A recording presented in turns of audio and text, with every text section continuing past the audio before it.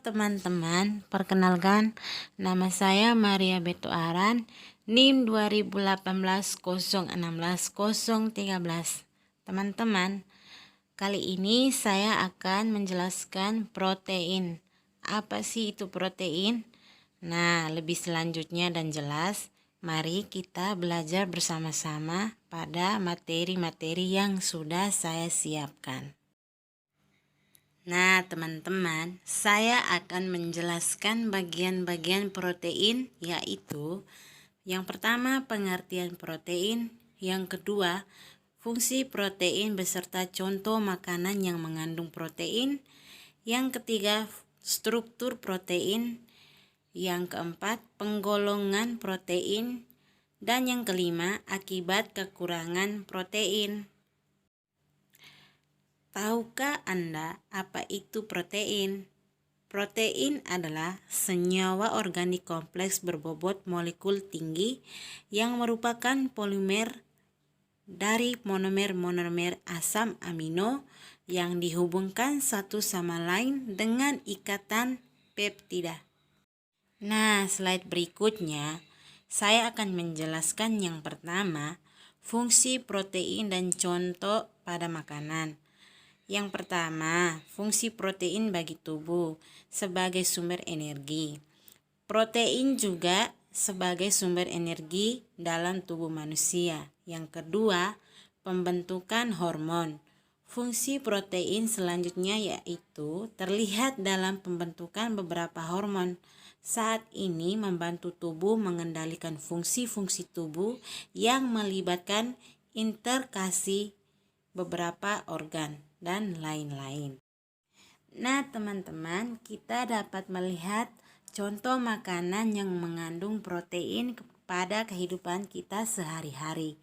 Makanan yang mengandung protein itu dapat dilihat pada ikan tuna, telur, kenari, susu, sarden, ikan salmon, keju, keledai, minyak ikan, brokoli, rumput laut, dan bayam.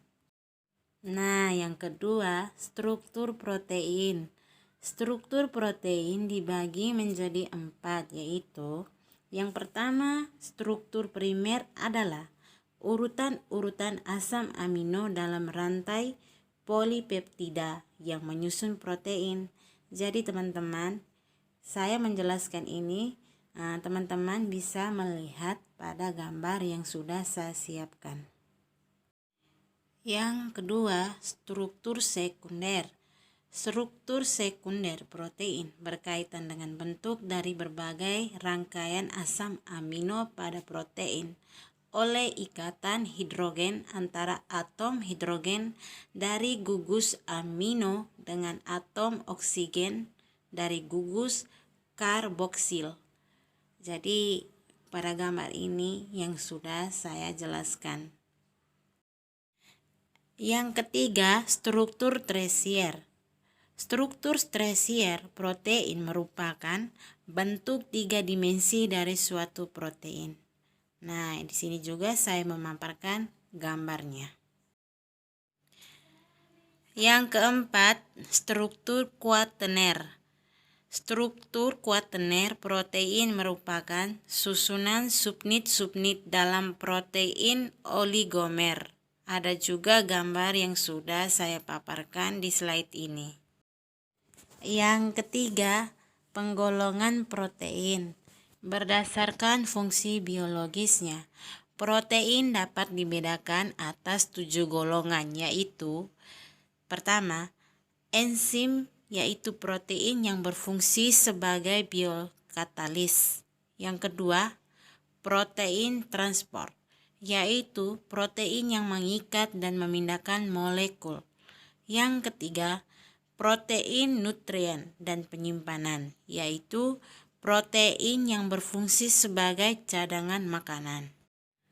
Yang keempat, protein kontraktil, yaitu protein yang memberikan kemampuan pada sel dan organisme untuk mengubah bentuk atau bergerak. Yang kelima, protein struktur, yaitu yang berperan sebagai penyangga untuk memberikan kekuatan dan perlindungan. Yang keenam, protein pertahanan atau antibodi, yaitu protein yang melindungi organisme terhadap serangan organisme. Yang ketujuh, protein pengatur, yaitu berfungsi mengatur aktivitas seluler dan fisiologi. Yang keempat, penyakit kekurangan protein. Penyakit utama akibat kekurangan protein dapat dilihat pada penyakit marasmus. Anak-anak dan bayi rentan terhadap kekurangan protein. Marasmus adalah kurangnya nutri penting dan penyakit fatal yang menyebabkan penurunan berat badan dan dehidrasi. Yang berikut, kekurangan protein C. Seseorang yang mengalami kondisi ini kebanyakan disebabkan oleh penyakit keturunan.